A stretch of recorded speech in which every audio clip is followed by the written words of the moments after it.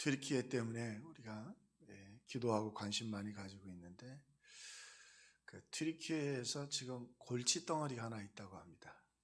구호물품이 들어와서 이제 우리도 광고하고 함께 동참할 텐데, 골치 아픈 게 하나 있는데 뭐냐면 스팸. 얼마나 좋아요. 스팸 깡통 아시죠? 그거 얼마나 좋아요. 상하지도 않고 그냥 먹을 수도 있고. 근데 이게 막 처치곤란이라고 해요. 제일 많이 보내는 것 중에 하나인데 왜죠? 여기가 무슬림인데 이 사람들은 할랄이라고 그래서 자기들 방법으로 도축한 것 외에 먹지 않고, 특히 돼지고기는 부정한 음식이라 섞여 있기만 해도 안 먹는다는 거예요.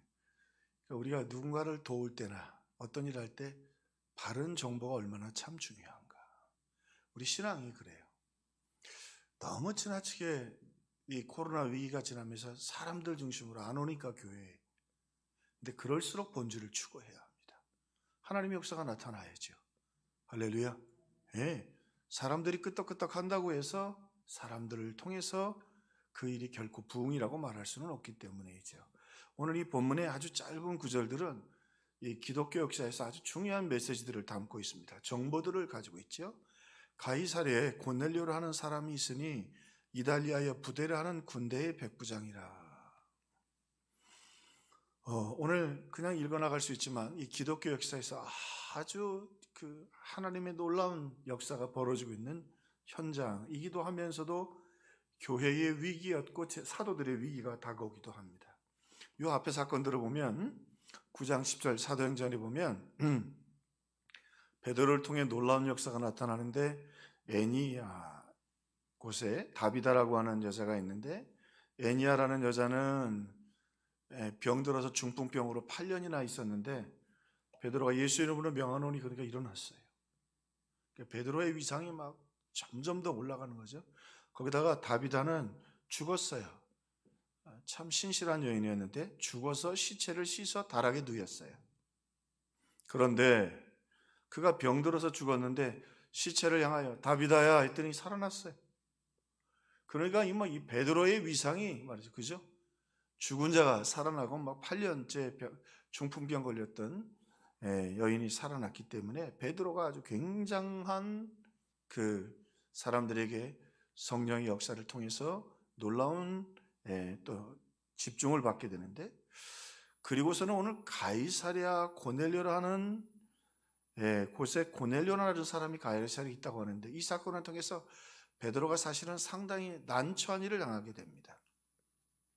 그리고 유대 기독교에서 베드로가 질책을 받게 되고, 그런데 이런 혼란스러운 상황 속에서 하나님은 성령의 시대를 열어가십니다. 지금 우리 혼란 중에 있잖아요. 지금 우리 마음대로 그 튀르키예에 그 스팸 먹으라고 그는 굶어 죽지 않게 안 먹는다는 거예요, 그 사람들은. 그처럼 오늘 우리 신앙에서도 혼란 중에 있지만 이제는 엔데믹이라고 우리가 해야 될 텐데, 팬데믹이 아니라 엔데믹이라는, 이제 코로나 안에 들어왔다는 말이에요. 같이 살아야 되는 거예요. 근데 그 가운데서 우리의 신앙은 어떻게 새로운 시대를 준비하고 하나님의 음성을 들을 수 있을까? 자, 그래서 오늘 성령의 시대, 혼란의 시대 속에서 하나님이 또 놀라운 역사를 이루는데, 먼저 오늘 말씀을 통해 성령의 시대는 깨어짐의 시대이다. 깨어짐의 시대이다. 무슨 말이냐면 오늘 본문에 보면 베드로가 막 깨어지게 돼요. 꿈에 하나님이 나타나셔서 하늘로부터 그들이 부정하다고, 오늘 돼지고기 얘기한 것처럼 유대인들도 부정한 음식들은 안 먹었어요. 근데 베드로에게 부정한 음식들이 내려오면서 하나님이 먹으라 그러니까 베드로가 내가 부정한 것을 이제까지 먹은 일 없는데 하나님 저 안 먹겠습니다. 하나님이 소리 있어 잡아 먹으라 그랬더니 베드로가 말하기를 내가 속되고 깨끗한 것을 먹지 않습니다. 하나님이 그렇게 3번이나 베드로에게 얘기를 해요. 하나님 말씀하시는데 자기는 속된 거 안 먹겠다는 거예요. 근데 오늘 꿈이었는데 꿈을 깨우고 나서 가만히 보니까 이게 무슨 일인가 알게 되는데, 보니까 이방인을 가서 이방 그 고넬료에게도 하나님 말씀하셔서 고넬료가 보낸 사람이 베드로에게 오게 되고 베드로가 성령의 깨달음을 통해서 너는 따라가라 음성을 듣고 이렇게 고넬료에게 가서 복음을 전하고 성령의 놀라운 역사가 이루어지게 되는 것이죠. 자, 성령의 시대는 어떤 시대냐? 하나님이 일하시기 위해서 가지고 있는 고정관념, 옛 신앙의 모습들을 깨트리실 때 하나님 새로운 일들을 하십니다. 이게 안 깨지면 새로운 시대를 못 여시는 거예요. 아직도 베드로는 유대인이고 율법에 사로잡혀 있어요. 근데 하나님은 그 일을 통해서 성령을 주신 건 복음을 세계에 전하라고 하는 것인데 유대인들에게만 고치고 유대인들에게 인정받는 신앙이 되면 그것은 하나님이 원하시는 것은 아니었죠. 그러므로 우리 신앙에 있어서 말씀 들을 때 참 중요한 건 깨어지는 것이 참 중요하다. 우리의 생각과 사고가 깨어지는 게 중요하다. 우리 한국교회도 이제는 너무 교회 중심의 교회가 되어버렸어요. 문이 닫힌 교회가 되어버렸어요. 그러므로 우리가 다시 한 번 더 하나님 말씀 앞에서 하나님의 뜻 앞에 성령의 깨어짐을 받는 교회와 심령이 되어야겠다. 자, 성령의 시대는 두 번째로 하나님이 직접 일하는 시대다. 그리고 고넬료의 집에 갔어요. 가서 이제 복음을 쭉 전합니다. 복음을 쭉 전하는데 그 이방인들이 쭉 이 가이사랴 지방이라 몰려왔는데 이 가이사랴 지방이 황제의 이름이에요. 이게 왜 이게 가이사랴 지방이냐면 로마의 황제를 위해서 바쳐진 도시예요. 그러니까 이방인들의 도시예요. 그러니까 유대인들을 보기에는 이거는 정말 가지 말아야 할 곳이거든요. 그런데 오늘 베드로가 거기 가서 말씀을 전하는데 이게 하나님이 좀 충격적인 일을 이루십니다. 자, 이 앞에 베드로가 설교하면서 사람들이 마음에 찔려 우리가 어찌할꼬 베드로가 너희가 십자가에 못 박은 예수를 하나님이 부활하게 하셨다. 그러니까 그들의 양심이 복되껴서 그 다음에 그들이 회개하고 믿고 그 다음에 세례받고 성령을 받았어요. 어느 정도의 그런데 오늘 이 이방 땅에 베드로가 간 것도 유대인들의 보기에는 아주 못마땅한 일인데 그래서 이후에 보면 형제들이 이 받았다 하고 할례하시라. 어떻게 네가 수제자로서 이방인 딸이 그런데 그것도 아니까 자기들이 예수님을 십자가에 못 박고 양심에 갇히게 나서 회개하고 베드로의 설교를 듣는 사람들이 그냥 바로 성령이 다 버리셨어요. 매뉴얼이 깨진 거예요. 이 신앙에서요 매뉴얼에 사로잡히는 게 아주 위험해요. 우리가 지금 똑같이 120명이 모여서 열흘 동안 한마음 돼서 기도한다고 성령이 그렇게 오실까요? 하나님 매뉴얼대로 일 안 하세요. 이스라엘 백성들이 망하는 것 중에 하나가 뭐냐면 신앙을 매뉴얼화시키는 거예요. 여호수아가 법궤 메고 요단강 들어갔으니까 블레셋과의 전쟁에도 법궤를 메고 갔는데 법궤도 빼앗기고 엉망진창이 다 돼버렸어. 다 죽고 제사장도 죽고 홈리와 비느하스도 죽고 법궤도 빼앗겼어. 왜? 하나님 살아계시는데 오늘 내게 하시는 말씀이 뭔가를 듣지 않고 매뉴얼대로 하려고 하는 거예요. 요렇게 번호키 눌리듯이. 그러면 하나님은 자판기가 아니시거든요. 자, 오늘 베드로의 마음속에 유대인의 마음속에 끊임없이 배어있는 것 중에 하나가 이 매뉴얼 신앙, 이게 율법이라고 하는 거예요. 자, 그런데 오늘 하나님이 말이죠. 이 학자들도 보니까 다양하게 해석을 하십니다. 그들이 성령을 받았으니 성령께서 그들의 마음속에 들어가서 믿음으로 역사해 주시고 또 그 다음에 그들이 성령 받게 해 주시겠느냐. 그 연구하는 분들의 이야기는 다 의미가 있어요. 자유주의자들은 말고요. 그럴 수도 있어요. 그러나 중요한 건 하나님이 무슨 말씀하시려고 하느냐면 성령의 시대는 하나님이 직접 일하시겠다는 거예요. 하나님 직접 일하. 베드로도 생각지도 못했어요. 가다가 이게 꿈이 무슨 꿈인가 그랬는데 보니까 사람들이 와서 그리고 알게 돼서 그 다음에 가서 보니까 이 성령의 역사가 나타나고 하나님의 하신 일을 알게 되었죠. 하나님이 직접 일하는 시대였다. 우리 평화교회도 우리가 가는 길을 모르지만 우리 기도하면서 간구할 때 하나님이 우리 평화교회 길을 하나님이 직접 인도하시기를 주님의 이름으로 축원합니다. 사실은 그래서 기도하는 거예요. 물론 성령 받고 치료받고 그것도 매뉴얼이거든요. 신앙에서 늘 조심해야 될 게 그 매뉴얼에 사로잡히는 거예요. 하나님 살아계시고 하나님께 주권을 맡기고 하나님이 인도하시는 대로 쫓아가는 거예요. 하나님이 역사하시는 대로.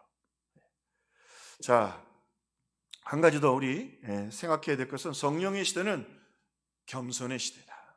겸손의 시대다. 오늘 본문을 역사 속에서 좀 조심스럽게 볼 필요가 있어요. 무슨 얘기냐면 예수님이 첫 번째 만나서 그리고 일을 이루신 사람도 백부장이었어요. 그런데 지금 이 일로 말미암아 이 가이사랴의 사건과 고넬료로 말미암아 복음이 이방인들에게 전해되어지게 되고 그리고 복음이 선교를 베드로가 이제 선교해야 되는데 눈이 뜨게 된 거예요. 그 전까지 선교에 대해서 잘 몰랐어요. 그래서 기케야 흩어져 있는 유대인들만 생각했는데 이 사건을 통해서 그러니까 베드로가 정신 못 차리고 뭐라 그래요? 가서 먹으라 그러니까 전 안 먹겠습니다. 내가 부정한 것은 먹은 일이 없습니다. 부정한 걸 거룩하게 하는 건 하나님이시지. 이제는 시대가 예수님이 십자가에서 값을 다 갚았거든. 그게 못 알아듣는 거예요, 베드로가. 그게 베드로가 깨어줘야 되고 우리 신앙이 깨어줘야 돼요. 그래서 말씀을 듣는 거죠. 그 성령의 역사에서 우리 깨트려 주시는 거죠. 하나님이 직접 일하셔요. 자, 그리고는 오늘 본문에 이방인의 놀라운 역사를 이루시고 예수님이 처음 만나서 제일 칭찬했던 사람도 백부장이에요. 로마의 군인이었단 말이죠. 자, 그러면 조심스럽게 로마의 백부장은 어떤 사람인가 고민을 가질 필요가 있죠. 다시 말하면 이럴 때 사용하는 그 사람들은 이 사람을 닮으라는 거예요.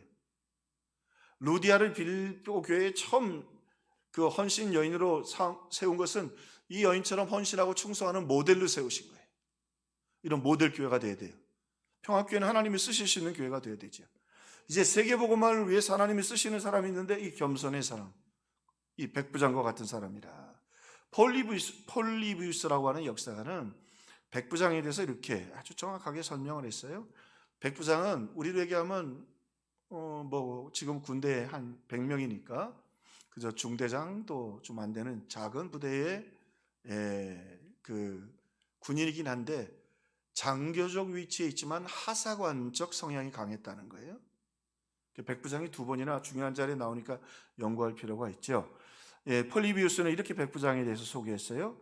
백부장에게 필요한 자질은 훌륭한 지휘관으로서 용감성과 대담성이 아니라 꾸준하고 신중한 자세이다. 우리로 얘기하면 하사관들처럼 군대를 지키고, 그래서 폴리비우스는 무모하게 공격하는 사람이 아니라 적에게 공격을 받아 곤경에 처해 있을 때에 자기 자리에 굳게 서서 죽을 수 있는 사람이 백부장이었다.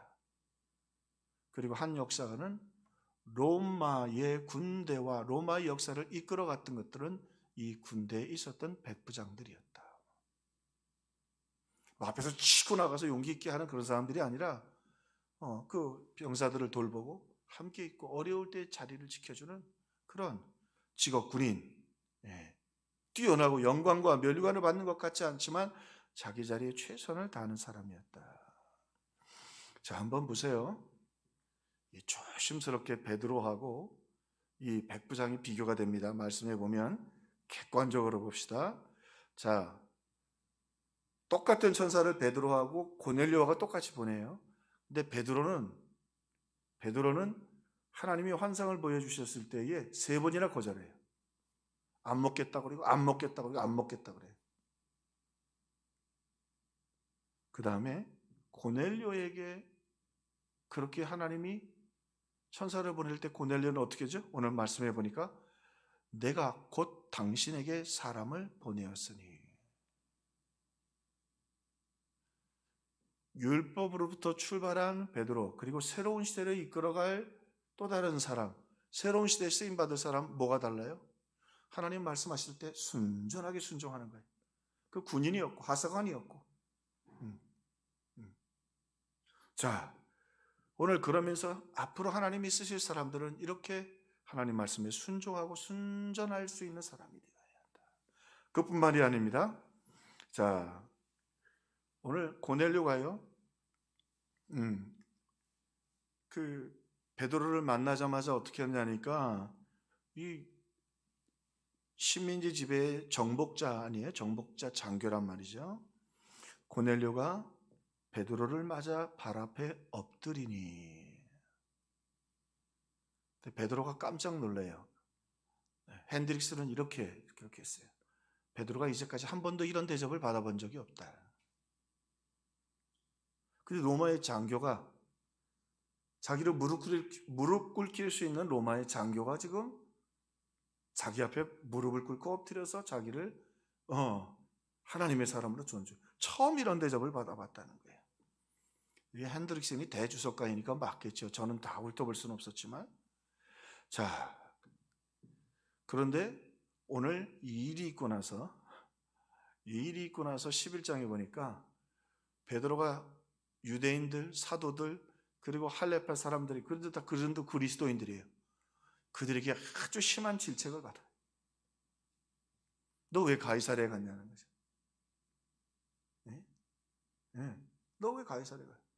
조금 억지 표현이, 우리로 얘기하면 베드로가 그래서 그 음란 업소에 간 것처럼, 네가 대지도자인지 네가 음란을 안 할 거를 안다. 그럼 거기를 왜 가느냐 말이야. 왜 말거리를 만드냐고 힐책을 당해. 베드로를 실책하고 책망하는 유대인들, 베드로 앞에 한번 베드로 입장에도 생각해 보세요. 누구를 통해서 일하고 싶겠어요?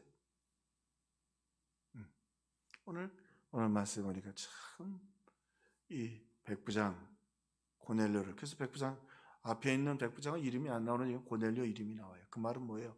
오늘 우리가 닮아야 할 하나님의 사람의 모습이다. 하나님 말씀하실 때 순전하게 순종하고 허리 숙일 줄 알고 절할 줄 엎드릴 줄 알고. 사실 어떤 의미에서는 교회라는 허리를 숙이는 곳이에요. 허리를 숙이는. 교회의 대부분의 문제들도 그냥 허리 숙이면 다 끝나요. 목사가 허리 숙이고 성도들도 머리 숙이고 허리 숙이면. 자, 오늘 이러한 모습을 통해서 하나님 새로운 시대에 이 고넬료와 같은 하나님의 사람을 통해서 자기가 얼마든지 권력을 과시하고 힘을 과시할 수 있음에도 불구하고 즉각 순종하고 사람들을 보내고, 또 그뿐만이 아니라 여기 보세요. 베드로가 온다는, 청에서 베드로가 온다는 소식을 듣고 그의 친척과 가까운 친구들을 다 모아 기다리더니, 이게 왜 놀라운 역사이냐면 그 이후에 그들이 와서 베드로가 이제 쭉 예수님이 설명을 하는데, 베드로가 이 말을 할 때 성령이 말씀을 듣는 모든 사람에게 내려, 거기 왔던 사람들이 다 성령을 받아버렸어요.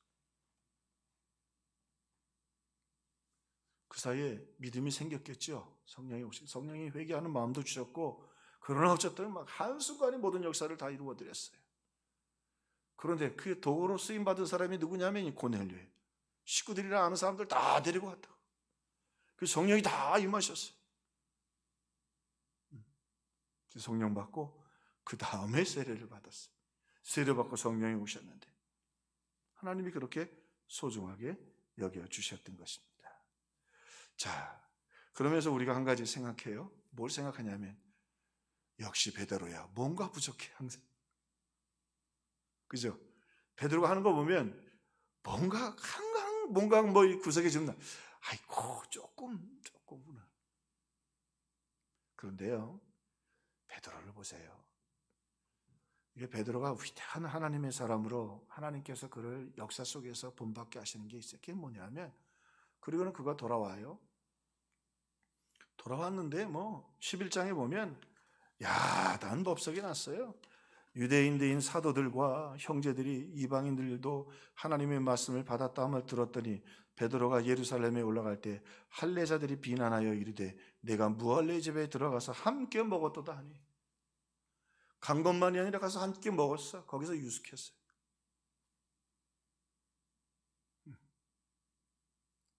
근데요, 베드로가 왜 여러분 우리가 본받아야 할 수제자 그러느냐? 한편으로 하나님께 그 성격대로 3번이나 아니라고 했던 것처럼 한 번 추받을 수 있잖아. 하나님, 그거 나한테 했던 거를 저 사람들한테 다 보여줘야지 왜 나만 이 꼴 당하게 하느냐고. 누가 시켰어요? 하나님이 시키잖아. 누가 고넬료에 나타나요? 하나님이 하셨잖아. 성령은 또 누가 보냈어요? 하나님이 보내셨잖아요. 왜 나한테만 보내가지고 이 모함을 받게 하느냐 말이에요. 이게 베드로의 위대함이에요. 뭔가 부족한 것 같으면서도 그걸 설명해요. 그 이야기를 다 해요. 그러면서 그들도 성령을 받아요.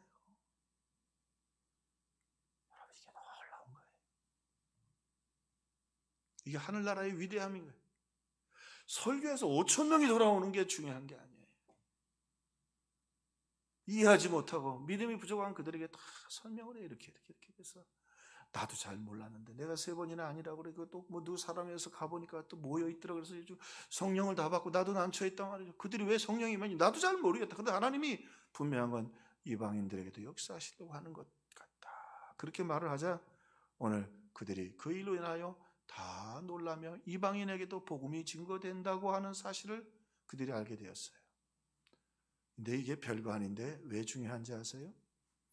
물론 하나님이 그들에게 능력을 베푸셔서 어느 정도 몇몇 사람에게 알 수도 있게 되겠지만 베드로의 설명을 통해서 그들이 그 말씀 속에서 은혜를 다 받습니다. 하나님의 계획을 알게 됩니다. 베드로도 모르는 하나님의 계획, 말씀, 성령의 시대는 깨어지는 시대, 하나님이 직접 일하는 시대라는 것을 알게 됩니다. 그리고 더 놀라운 건 베드로의 겸손을 보게 되죠. 그들에게 다 설명을 하는데 이게 왜 중요하냐? 사실은 초대교회에서 제일 중요한 게 뭐냐면 이방인 교회와 유대 교회가 찢어지는 것이었습니다.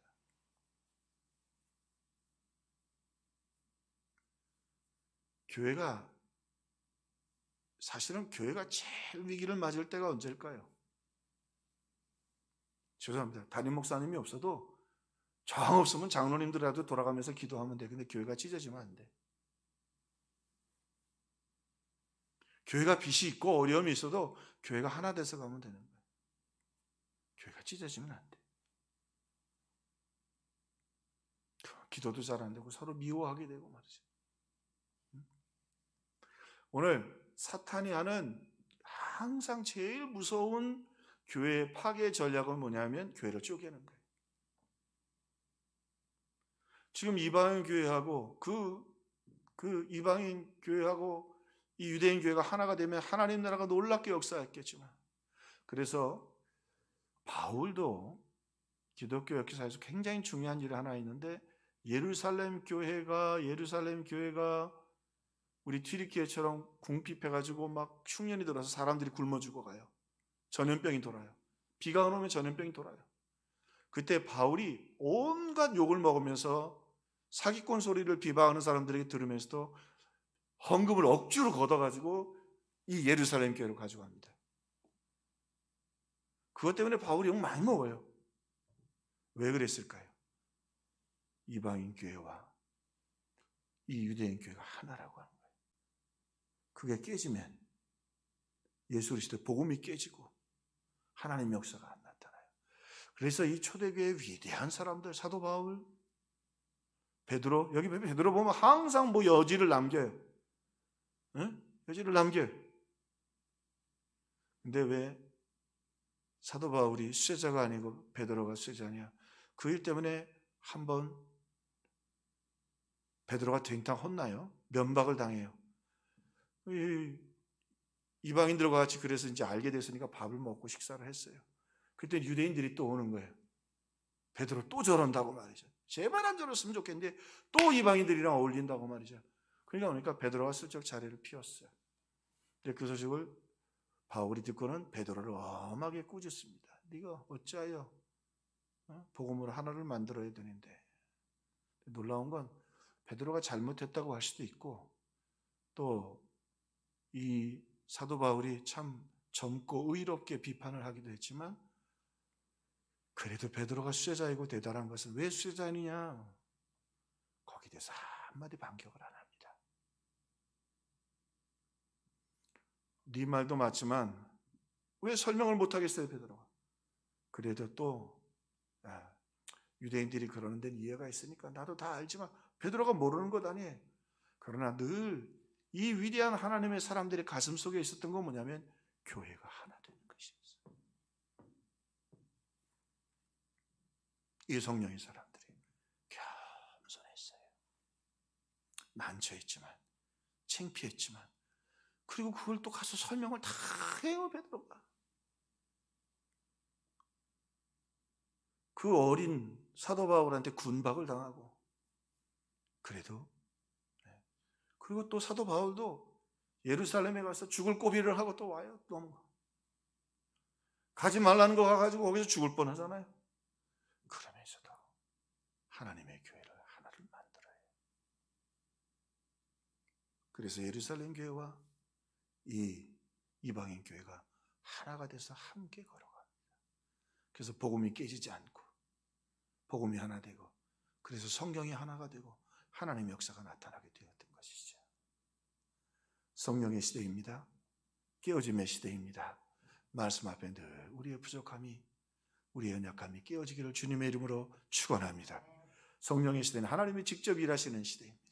하나님이 하시는 대로 기대하고, 우리 샬롬 부흥 그거 태신자 하나 쓰고 또 해마다 하는 거다, 그렇지 않아요. 고넬료 한 사람 찾아가서 역사가 바뀌잖아. 고넬료가 누군지도 몰랐어. 베드로는 태신자 작정도 못했는데 하나님이 작정하라고 그래도 갔던 거예요. 하나님이 직접 일하는 시대입니다. 겸손한 사람 쓰십니다. 겸손의 특징은 끌어안아주고 하나를 만들고. 그래서 베드로가 그래도 저도 설교 준비하면서 참 베드로 하는 것마다 참 독특한 사람이고, 오늘도 실수하잖아요. 3번이나 그냥 아니라고 하고, 하나님 말씀이 아니라고 막. 그러면서도 마침내 겸손히 하나를 만들어가는 사람, 그걸 다 보듬고, 그들도 그때 비로소 이 사건을 통해서 알게 됩니다. 이방인에게도 성령의 임하니 저들도 하나님의 자녀가 될 수 있다고 하는 역사상 위대한 메시지를 이 일을 통해서 베드로가 가르쳐주게 됩니다. 오늘 이렇게 성령이 쓰시고 성령의 역사가 나타나는 저와 여러분과 우리 평화교회가 되기를 주님의